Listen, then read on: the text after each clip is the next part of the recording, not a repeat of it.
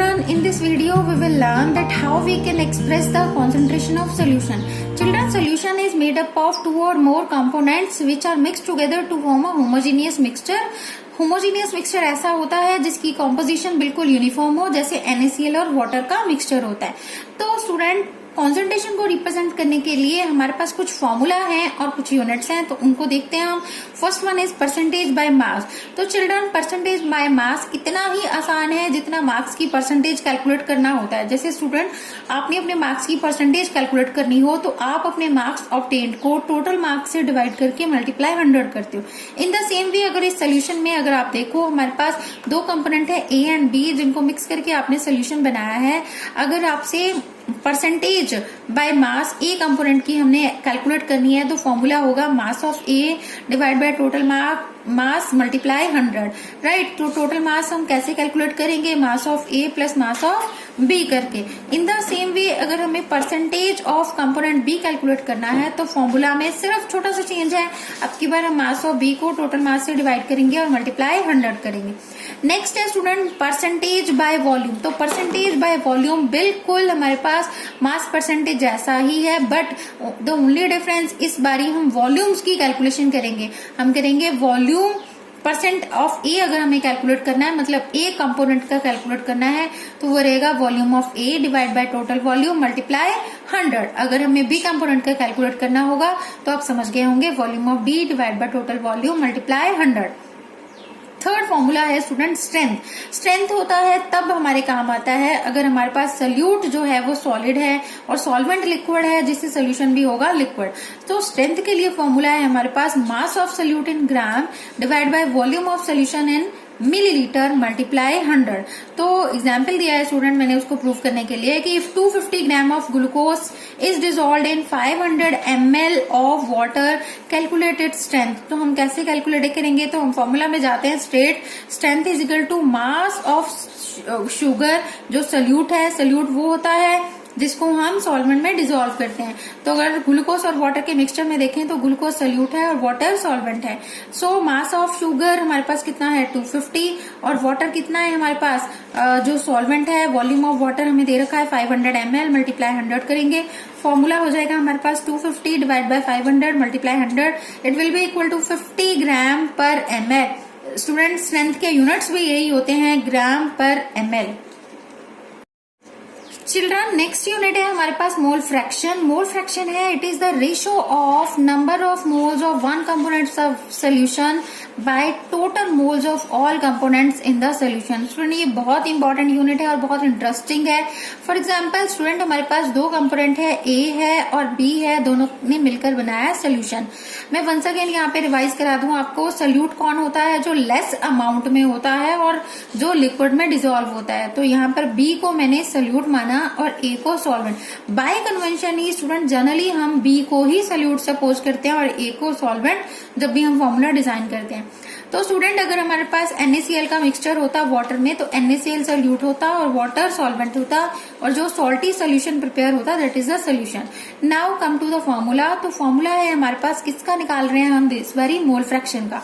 So what is the mole fraction of A component? तो mole fraction of A component, उसके लिए हम ये एक्स यहाँ पे लिखेंगे, मोल फ्रैक्शन का सिंबल है। बॉटम में राइट साइड पे हम ए, कैपिटल ए और डालेंगे, जो दिखाएगा कि ए हम सॉल्वेंट की बात कर रहे हैं, मोल फ्रैक्शन ऑफ सॉल्वेंट या फिर mole fraction of A component. Formula is number of moles of A divide by number of moles of A plus number of moles of B, means total number of mole से हमें जिसका mole fraction calculate करना है उसके साथ उसको divide करना है। अगर हमें mole fraction of B calculate करना होता तो हम करते हैं number of moles of B divide by number of moles of A plus number of moles of B. So student, और एक इंटरेस्टिंग फैक्ट है मोल फ्रैक्शन के रिगार्डिंग कि sum total of mole fractions जो होता है किसी भी सोल्यूशन के कंपोनेंट्स का, दैट इज इक्वल टू 1।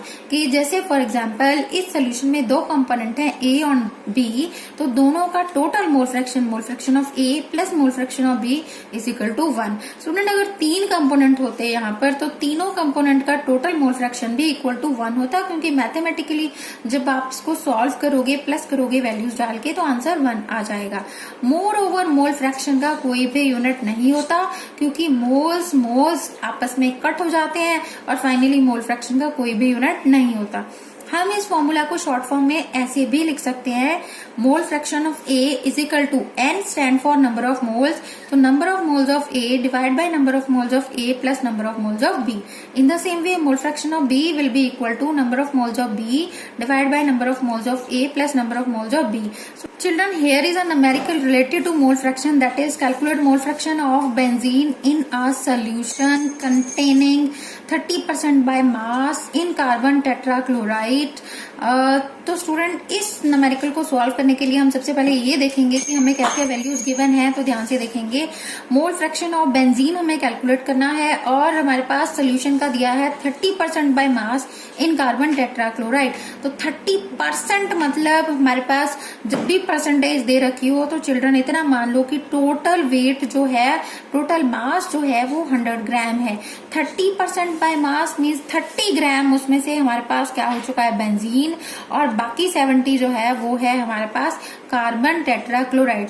तो चिल्ड्रन हमें मोल फ्रैक्शन कैलकुलेट करने के लिए सबसे पहले नंबर ऑफ मोल्स को कैलकुलेट करना होगा। तो हम उसी तरीके से आगे बढ़ते हैं। नंबर ऑफ मोल्स का फॉर्मूला आप सीख चुके हो प्रीवियस वीडियो में, that is given mass by molar mass. तो हम सबसे पहले मोलर मासेस कैलकुलेट कर लेते हैं। फर्स्ट है molar mass of benzene. Benzene का फॉर्मूला होता है C6H6। तो आप मोलर मास कैलकुलेट करोगे, it will be equal to 78। in the same way molar mass of carbon tetrachloride means CCl4 का भी आप कैलकुलेट करेंगे, it will be equal to 154।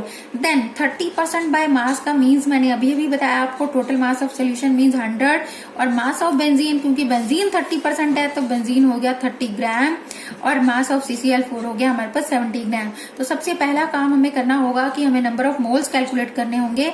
Number of moles का formula given mass by molar mass, जिसको W bye M भी लिख सकते हो।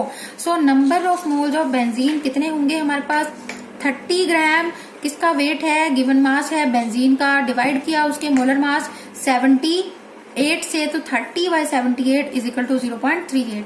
इन the same way number of moles of CCl4 के लिए भी गिवन मास ऑफ CCl4 को मोलर मास ऑफ CCl4 से डिवाइड करना होगा। गिवन मास CCl4 का हमारे पास कितना आ चुका है, 70 ग्राम, और मोलर मास हमने कैलकुलेट किया 154, डिवीजन किया, it is equal to 0.45। Then mole fraction of benzene. Mole fraction हम बेंजीन का निकाल रहे हैं तो हम नंबर ऑफ मोल्स भी ऊपर किसके लेंगे, बेंजीन के, डिवाइड करेंगे टोटल नंबर ऑफ मोल्स से। तो number of moles of benzene हमारे पास कितने आ चुके हैं, 0.38। टोटल नंबर ऑफ मोल्स कितने हैं, 0.38 प्लस 0.45। आप डिवीजन करोगे, आंसर इज इक्वल टू 0.46।